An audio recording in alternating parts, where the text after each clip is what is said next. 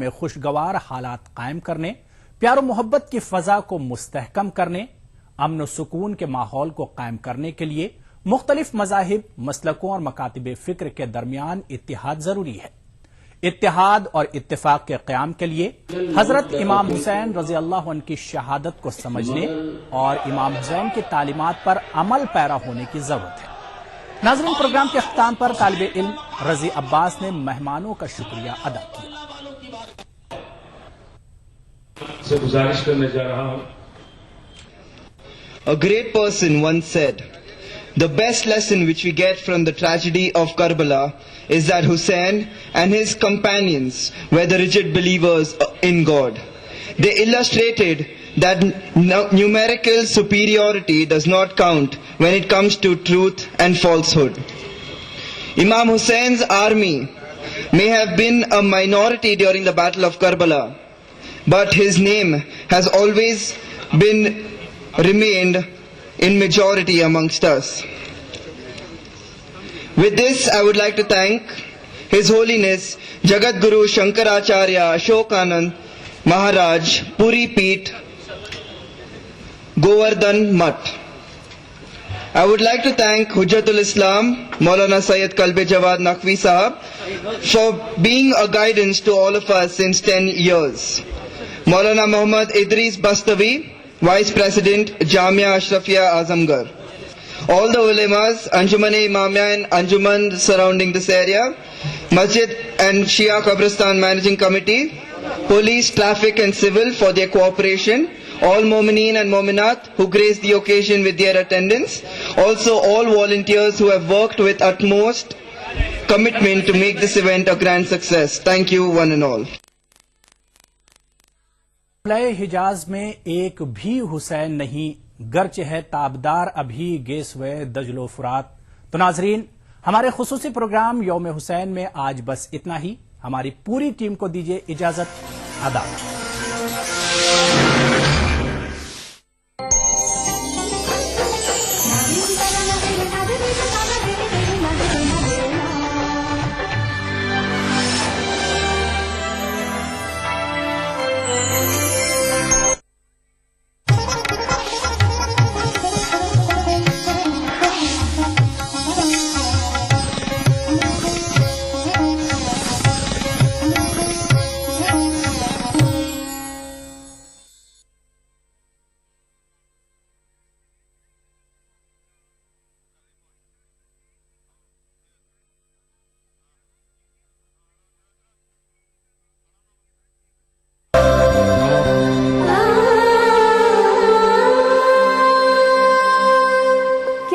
हिम्मत है कि आप अपनी जिंदगी भर की तमाम डिग्रीज और सर्टिफिकेट्स को जला दें? कतई नहीं। आप कहेंगे कि कोई इडियट ही ऐसा करेगा, लेकिन तरुण ने ऐसा किया था। दरअसल उन्होंने घर वालों के कहने पर इंजीनियरिंग की पढ़ाई शुरू तो कर दी थी, लेकिन उनकी दिलचस्पी किताबों से ज्यादा जिंदगी के हसीन लम्हों को अपने कैमरे में कैद करने में थी। जब नौकरी की तो उसमें भी दिल नहीं लगा और फिर एक दिन उन्होंने वो राह चुन ली जहां से रास्ता उनकी मनचाही मंजिल तक ही जाता था।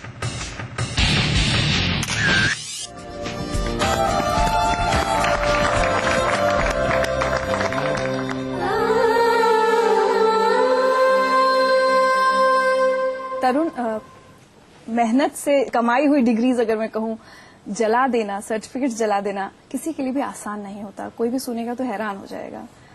How could you do that? बहुत अकलमंदी वाले काम नहीं है ये। वो इसलिए हो गया था उस टाइम।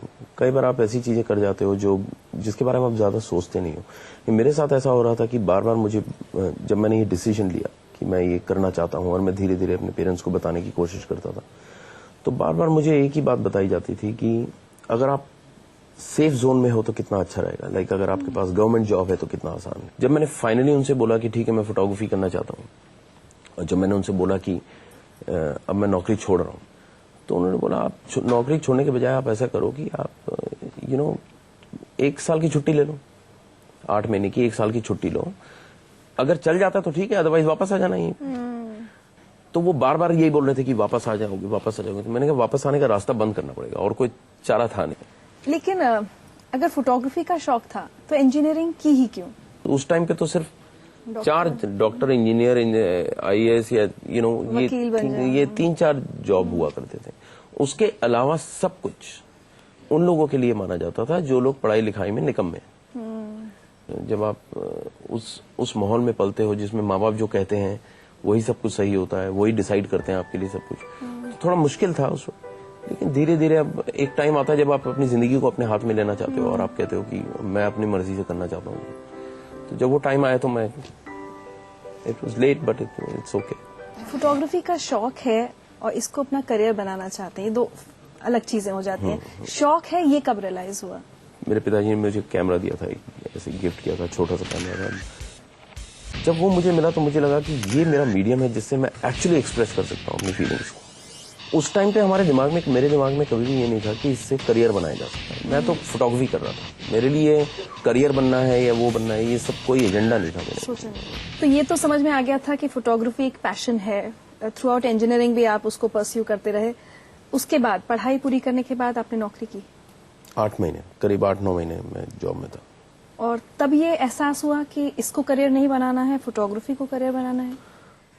हाँ, वो धीरे धीरे बढ़ता चला जा रहा था, वो चीज बढ़ती चली जा रही थी और मुझे लगा कि जितना मैं यहाँ कमा रहा हूँ कम से कम फोटोग्राफी से इतना तो कमा ही लूंगा। एंड इन एक्चुअल सेंस मैंने कुछ शादियों में भी फोटो खींची थी। टर्निंग पॉइंट कब आया था कि आपको लगा नौकरी नहीं करनी है और अब ये करना? टर्निंग पॉइंट तब आया था 1989 में। मुझे याद है कि एक मैगजीन आई थी 10 top photographers of the country और उसमें काफी फोटोग्राफर्स के नाम थे। तो वहां से अचानक एक दिन मुझे लगा कि I need to talk to them और मैं उनको जाके असिस्ट करूंगा और उनसे सीखूंगा। और मैं एक्चुअली पढ़ने जाना चाहता था एक कॉलेज में जिसमें जो बहुत महंगा था, वो कैलिफोर्निया में है। सो वो मैं अफोर्ड नहीं कर सकता था। तो मैं पहले दिल्ली आया, फिर दिल्ली में एक फोटोग्राफर से मिला।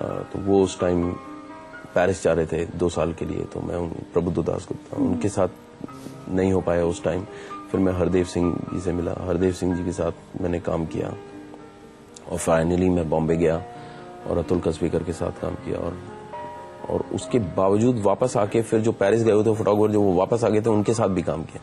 तो इन टोटलिटी करीब 5 साल मैंने असिस्टेंटशिप की थी। बहुत स्ट्रगल किया है तरुण? जब आप किसी चीज में बहुत ज्यादा पैशनेट होते हो तो वो ये सब दिखाई नहीं देता है एक्चुअली। हुआ था, मतलब आई वुडंट से कि नहीं हुआ था।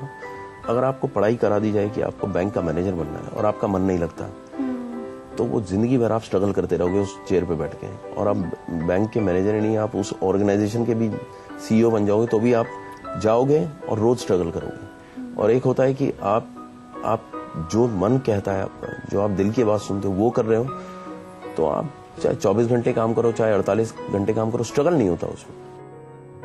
मैंने कई डिजाइनर्स के साथ शूट करना शुरू किया, मैगजीन्स के साथ शूट करता था मैं। और काफी काम, मतलब स्टार्टिंग से ही मेरा काम लोगों ने पसंद करना शुरू कर दिया। One more message. From hiring out a studio, he's got practically the most beautiful studio in town now, and just everything. He's got that will to fight and to. He's a fighter, and what can I say? Because it's not, things haven't come easy to him. It's just been a really tough, difficult fight all the way, and same as with me. So both of us kind of understand. We're on the same page all the time. So that kind of works for both of us. But you have to see. I mean, some of his works are just brilliant. Won national awards and won international awards, and if you don't put your 100% into your work, it's not going to happen. And he gives his 100% every single time. She and we both started almost at the same time. Almost at the same time. She was starting her makeup thing. And so in the beginning, you know how it is. Like, you don't get the big jobs. You start with the small jobs and, and you don't get the big budgets to shoot. And, have to still make the picture look good and all that. So. जी बताइए, आपने brooks का जिक्र किया था, आप क्यों नहीं जा पाए थे? पैसे नहीं थे, सिर्फ पैसे। It's too expensive to go there.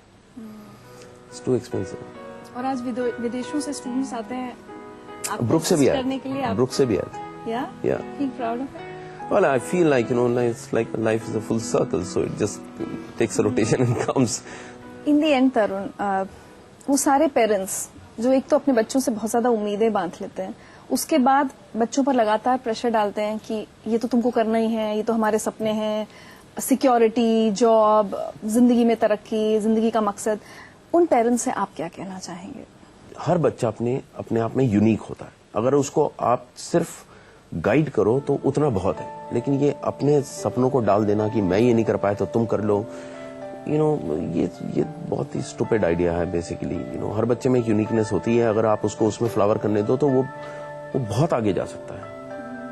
अगर मैं इंजीनियर ही रह जाता तो मैं यहाँ तक नहीं पहुंच पाता। मैं अपने बेटे को कभी नहीं बोलूंगा ये कि आप फोटोग्राफर बन जाओ, इवन जबकि हमारा सब कुछ सेटअप है। अगर वो चाहेगा तो it be easier for him, but अगर वो कहेगा कि मैं तो जिंदगी भर तबला बजाऊंगा तो मुझे कोई इतराज नहीं है उससे। I am okay with that.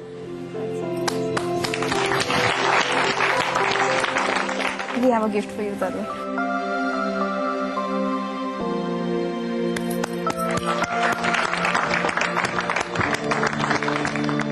Word security है, मुझे इसी से प्रॉब्लम है। जो मतलब सब बोलते हैं कि 70,000 का कॉर्पोरेट जॉब है, सब कुछ सेटल्ड है। I mean that is the most unsettling feeling as far as I am concern.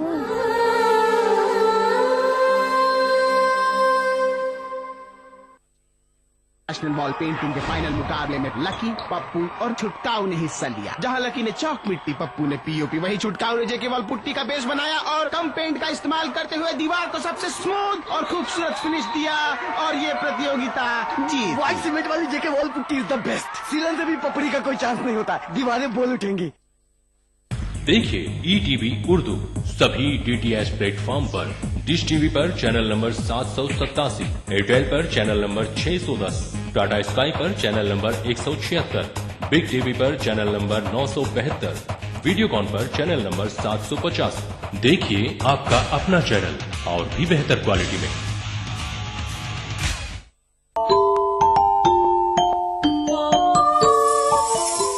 Islam for kids यानी इस्लाम बच्चों के लिए, इस प्रोग्राम में कुरान और हदीस के किस्से और वाक़यात, हज़रत मोहम्मद सल्लल्लाहु अलैहि वसल्लम और सहाबा की ज़िंदगी के हालात और इस्लामी तालीमात के अहम वाक़यात पेश किए जाएंगे। इसमें हमारे लिए सबक है, गाइडेंस है और रहनुमाई का सामान है। इसी के साथ साथ इस्लामी तालीमात की वो बातें भी हम आपके सामने रखेंगे जिसमें मॉरल वैल्यूज़ सिखाई गई हैं, ताकि हम अपने अंदर आला कैरेक्टर, आला अखलाक पैदा कर सकें और दुनिया और आखिरत में कामयाबी हासिल कर सकें। इस्लाम फॉर किड्स हर इतवार सुबह 9 बजे सिर्फ ETV उर्दू पर।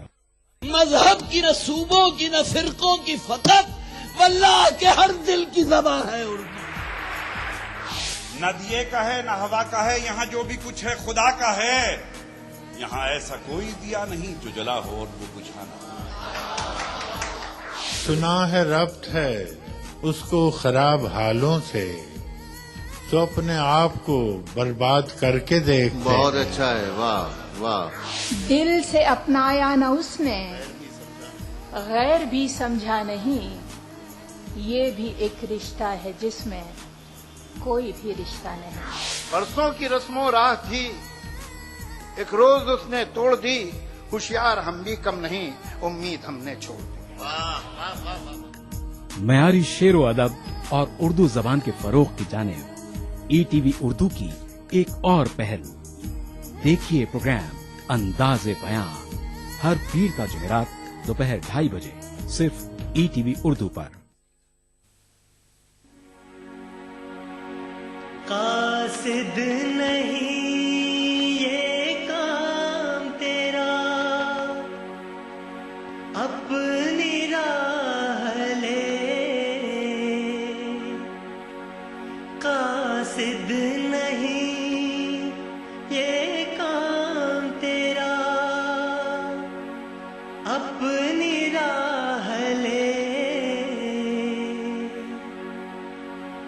उसका पयाम दिल के सिवा कौन ला सके। उसका पयाम दिल के सिवा कौन ला सके।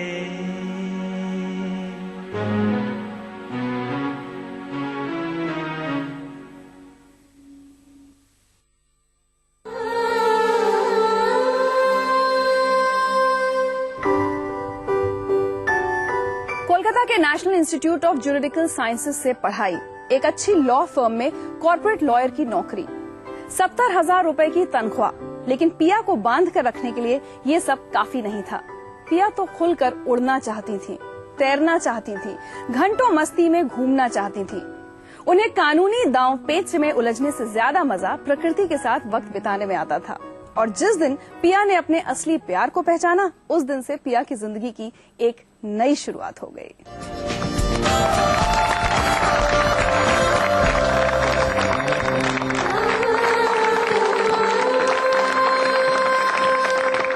पिया, एक कॉर्पोरेट लॉयर बनने के लिए जाहिर सी बात है बहुत पढ़ाई करनी पड़ती है, बहुत मेहनत की होगी आपने, और एक झटके में वो सब कुछ छोड़ देना, क्यों?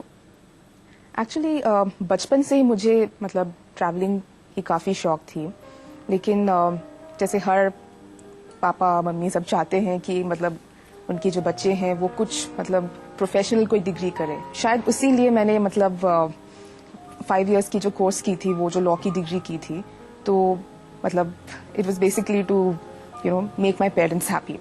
तो घूमने फिरने का शौक कब और कैसे शुरू हुआ?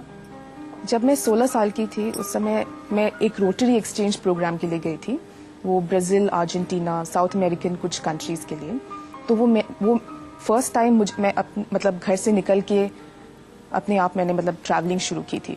और उसके बाद ऑफ कोर्स मैंने 5 इयर्स की लीगल डिग्री की थी, फिर मैंने एक लॉ फर्म में काम भी किया था। और फिर मैंने एक दिन मैं डिसीजन किया कि मुझे ये क्विट करके देखना है कि और क्या ऑप्शंस मैं एक्सप्लोर कर सकती हूँ। तो मैंने वो अपनी लॉ फर्म की जॉब क्विट करके मैंने एक ओवरलैंड ट्रिप किया था, लखनऊ से नेपाल, नेपाल से तिब्बत। तो जब मैं मतलब माउंट एवरेस्ट के सामने जब खड़ी थी, मतलब on the highest plateau of the world and facing the highest peak in the world, तो कुछ चेंज तो उसी समय हुआ था। My life would never be normal again. तो अचानक ये आइडिया कि अब लॉ किया है, अच्छी नौकरी है, 70,000 रुपए महीने की तनख्वाह मिल रही है, सिक्योरिटी है, सिक्योर जॉब है, सब छोड़ देना है और ट्रैवलिंग की लाइन में चले जाना है। एक्चुअली ये जो वर्ड सिक्योरिटी है, मुझे इसी से प्रॉब्लम है। जो मतलब सब बोलते हैं कि 70,000 का कॉर्पोरेट जॉब है, सब कुछ सेटल्ड है। I mean that is the most unsettling feeling as far as I am concern. लेकिन जाहिर सी बात है, जो आपने बताया होगा अपनी फैमिली को, अपने फादर को, जिन्होंने बचपन से आपको वकील बनते देखने का सपना देखा था, खुश तो नहीं हुए होंगे वो? इनिशियली तो सबको मतलब स्केप्टिसिज्म थी ही, मतलब जो भी फैमिली थे, और ये जाहिर सी बात है कि उनको कंसर्न थी कि मतलब मैं कर पाऊंगी कि नहीं। मतलब मेरे फैमिली में जनरेशन में किसी ने भी मतलब ट्रैवल की कोई बिजनेस नहीं की थी, बिजनेस कोई किया ही नहीं था एक्चुअली, क्योंकि मतलब सब सर्विस लाइन से थे। तो ऑब्वियसली उनको काफी कंसर्न हुई थी, लेकिन he was very supportive in the end. Like once he saw कि trips were taking off, after that he was very supportive. उधर देखिए, पिया का बचपन में बहुत ज़्यादा इंटरेस्ट था लिटरेचर में और नेचर में, बर्ड वॉचिंग में, इंसेक्ट्स, बटरफ्लाई, घूमना, ज्योग्राफी। तो जब स्कूल से छोटा था, जब बचपन में उसका जब फ्रेंड लोग कपड़ा खरीदने जाते थे, तो वो ज़्यादा था माइक्रोस्कोप खरीदने, बाइनोकुलर खरीदने, और अब तक हमें कभी देखा नहीं कि वो कभी कॉस्मेटिक खरीदा है बचपन से। फैमिली वालों के लिए नहीं, मेरे दोस्त जो तुमसे शायद मिले भी नहीं है, उनके लिए भी एक बहुत बड़ी इंस्पिरेशन है। उनको जब मैं तुम्हारे बारे में बताती हूँ कि कैसे तुमने अपनी नौकरी छोड़ी और अब तुम अपना ये गर्ल्स ऑन द गो तुमने शुरू किया और किस तरह से इसमें इतना अच्छा कर रही हो, तो मेरे कितने दोस्त हैं जो आज तक तुमसे मिले भी नहीं है, वो सब तुमसे इतना इंस्पायर होते हैं। वो भी ऐसे अपनी नौकरी छोड़ के वो करना चाहते हैं जो उनका दिल उनको कहता है।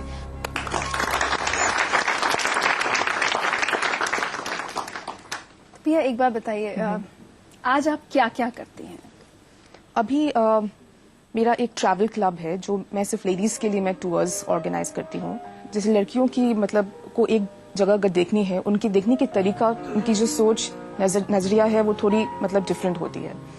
जैसे सब मतलब लेडीज को शॉपिंग की बहुत शौक है, या स्पा देखने की काफी शौक है, या फिर कोई छोटे गांव में जाकर मतलब वहाँ पे जो लोग रहते हैं उनसे मतलब मिलने की शौक है। तो ऐसे कुछ है जो लेडीज को बहुत पसंद होती है, तो हम उन पे मतलब फोकस करते हैं। For you, it's a passion? It's a passion. It's an absolute passion. और 2008 में आपका पहला ट्रिप आपने ऑर्गेनाइज किया था लद्दाख के लिए। एक्चुअली मैं खुद भी काफी सरप्राइज थी, क्योंकि मैंने सिर्फ मतलब कॉन्सेप्ट ऐसे मार्केट में इंट्रोड्यूस किया था कि कैसा रिस्पॉन्स आएगा, लेकिन 2.5 to 3 months के अंदर मतलब 25 ladies Oh, wow. from across the country signed up for the first trip. We have a message for you. Hi Pia. Never thought a random phone call from a listing in the newspapers would lead to such a long and wonderful journey and mark the beginning of such a beautiful friendship. It's been 2 years and 3 fantastic trips with you and no regrets at all. The concept you're working on, what you're promoting is great. It works for me, I know that.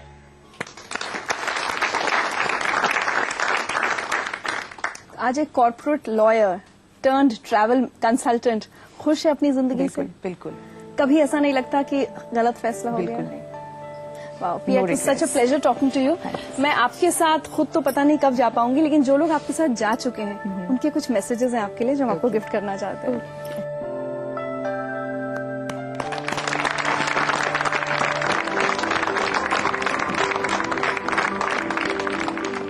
18 years तक हम वही science और वही mathematics और सब कुछ वही पढ़ते गए। शायद आईआईटी में आके पहली बार हमें एक एक्सपोजर मिला कि आर्ट क्या होता है।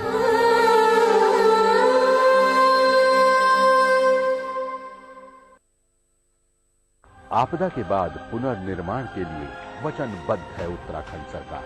प्री फैब्रिकेटेड घर देकर सरकार ने पीड़ितों को दिया आशियाना। 2 लाख के मुआवजे की अतिरिक्त राशि को बढ़ाकर किया 7 लाख। तबाह हुई फसलों से निराश किसानों का सरकार ने थामा हाथ। उचित मुआवजा मिलने से किसानों के चेहरे पर लौटी मुस्कान। आपदा में हमारी सारी फसल बर्बाद हो गई थी, लेकिन राज्य सरकार ने हमें उसका मुआवजा दिया, जिसके लिए हम राज्य सरकार का धन्यवाद देते हैं। 1 जून 2013 से 31 मार्च 2014 तक प्रभावित परिवारों के विद्युत बिल और जलकर को सरकार ने किया माफ। राज्य सरकार ने जो निर्णय लिया है अपने बिजली और पानी का बिल माफ करने के लिए, उसके लिए बहुत बहुत धन्यवाद। आपदा से क्षतिग्रस्त 2420 मार्गों में से 2402 मार्गों को खोल दिया गया। खुशहाल उत्तराखंड का पुनर्निर्माण संकल्प है हमारा। देखिए ईटीवी उर्दू सभी डीटीएच प्लेटफॉर्म पर। डिश टीवी पर चैनल नंबर 787, एयरटेल पर चैनल नंबर 610, टाटा स्काई पर चैनल नंबर 176, बिग टीवी पर चैनल नंबर 972, वीडियोकॉन पर चैनल नंबर 750। देखिए आपका अपना चैनल और भी बेहतर क्वालिटी में। अदा करूं नमाज मस्जिद हराम में, ऐसा दिन आए मेरे अल्लाह, ये सादत मेरे हिस्से में एक दिन आए। रब्बना आतिना फिद दुनिया हसना व फिल आखिरति हसना व क़िना अज़ाबन नार व सल्लल्लाहु वसल्लम अला अब्दिही व रसूलिही नबीना मुहम्मदिन व आलिही व सहबिही अजमईन वल्हम्दुलिल्लाहि रब्बिल आलमीन। अल्हम्दुलिल्लाहि रब्बिल आलमीन अर्रहमानिर रहीम मालिक यौमिद्दीन इय्याक नअबुदु व इय्याक नस्तईन इहदिनस सिरातल मुस्तकीम सिरातल लज़ीना अनअमत अलैहिम गैरिल मग़दूबि अलैहिम वलद्दाल्लीन। ईटीवी उर्दू पर पहली बार मस्जिद हराम मक्का मुकर्रमा से खुतबा जुमा और नमाज जुमा के रूह परवर मनाजिर का रास्त टेलीकास्ट हर जुमा दोपहर 3 बजे सिर्फ ईटीवी उर्दू पर। दक्कन की हर छोटी बड़ी सरगर्मी पर हमारी नजर, लेकिन आप तक पहुंचाते हैं सिर्फ वो खबर जो करे आपको बेदार। सियासत के गलियारों से रोजमर्रा की जिंदगी में,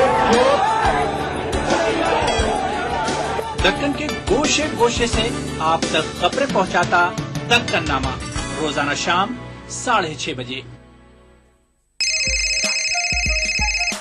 आपकी सुबह हमारे साथ दिलचस्प और पुरकशिश बातचीत, आपके एहसासात हमारे ख्यालात, दिलों में कैद और मस्ती भर देने वाले सदाबहार नगमे। आजा तुझको पुकारे मेरे गीत रे, मेरे गीत रे ओ मेरे मितवा। आपके दिल की आवाज दिल से दिल तक। प्रोग्राम दिल से एक नए अंदाज में हर पीर से शनिचर सुबह 9 बजे सिर्फ ईटीवी उर्दू पर।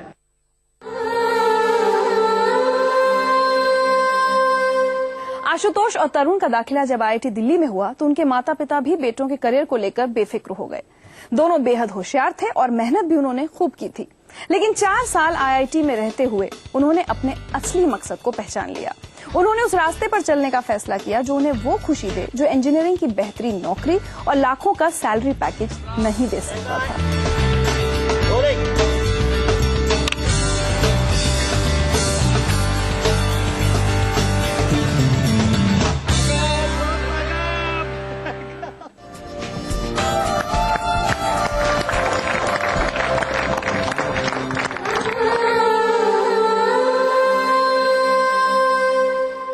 आशुतोष, तरुण, सिविल इंजीनियर, केमिकल इंजीनियर, कहाँ एक्टिंग, डायरेक्शन, डांस, इस सब में कहाँ से आ गए?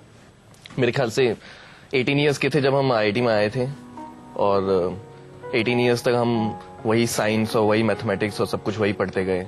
शायद IIT में आके पहली बार हमें एक एक्सपोजर मिला कि आर्ट क्या होता है या थिएटर क्या होता है या कल्चरल एक्टिविटीज क्या होती हैं। IIT में लोग सिर्फ इंजीनियरिंग पढ़ने जाते हैं तरुण, इतने साल मेहनत करते हैं वही करने के लिए। हम भी करने गए थे वो और हम भी फोकस ही थे।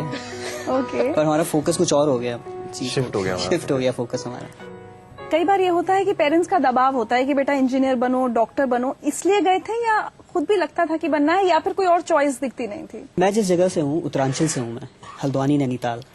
और वहाँ पे हर एक अलग, मेरी सोसाइटी में तो जितने भी लोग थे वो सब इंजीनियरिंग करने चाहते थे। और किसी ने कोई दबाव नहीं डाला, ये हमारी खुद की ड्रीम्स था कि हम लोग सबको देखा था कि भेड़ चाल कह सकते हो आपकी, इंजीनियरिंग करनी है तो कहाँ से, IIT से ही करेंगे। फिर क्या हुआ उस 4 साल में, ऐसा क्या हो गया? अच्छा, मेरी स्टोरी तो इंटर्न से शुरू हुई थी एक्चुअली। तो मैंने इंटर्नशिप की थी, फ्रेंच कंपनी थी लफार्ज, वहाँ इंटर्न किया था मैंने। और 52 डेज का इंटर्न होता हमारा। उस 52 डेज में स्टार्टिंग में आई वाज लाइक वाह, थोड़ी देर में फिर अगले हफ्ते तक मेरा मुंह खुला रह गया। देन यहाँ पे ना रिंकल्स आने शुरू हो गए, फिर लगा ये क्या हो रहा है। अब by the end of 52 days brain wash हो गया था मेरा।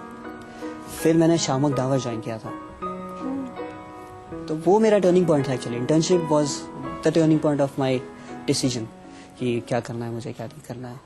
अगेन मतलब घूम फिर के सवाल वही आ रहा है कि आज मुझे अगर गाने का बहुत शौक हो सकता है, कोई भी शौक हो सकता है, लेकिन मैं ये हिम्मत नहीं कर पाऊंगी कि अपनी सैलरी, अपना जॉब, अपना सारा काम छोड़कर अचानक एक ऐसी फील्ड में चली जाऊं जहां मुझे कोई जानता नहीं, मेरे टैलेंट की कोई पहचान नहीं, कुछ नहीं। I would not be able to take that risk. It's not easy, definitely not easy.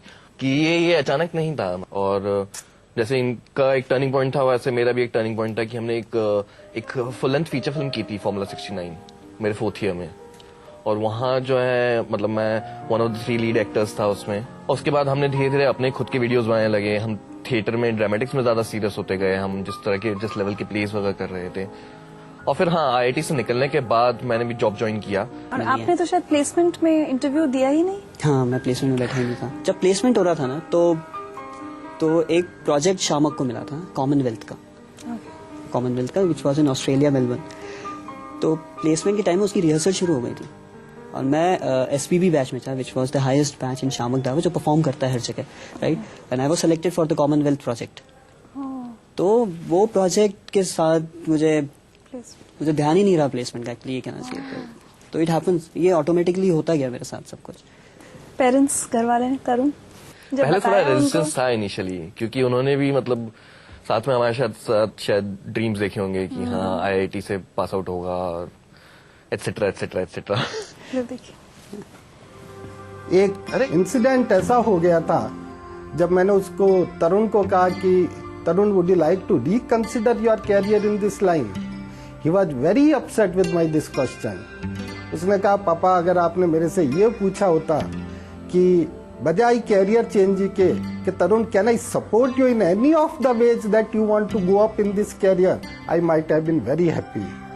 I was really sensitized by this thing, and I decided that yes, I was wrong and I should support him. I should ask him any of the support he requires for this line, and I should encourage for that. तरुण, हमारी तरफ से यही है तुम्हारे लिए message कि भाई जो तुम कर रहे हो तो ठीक है, पर साथ में जैसे तुमने इतनी मेहनत करके जो स्टडी की है उसके हिसाब से कुछ जॉब करो तो हम लोग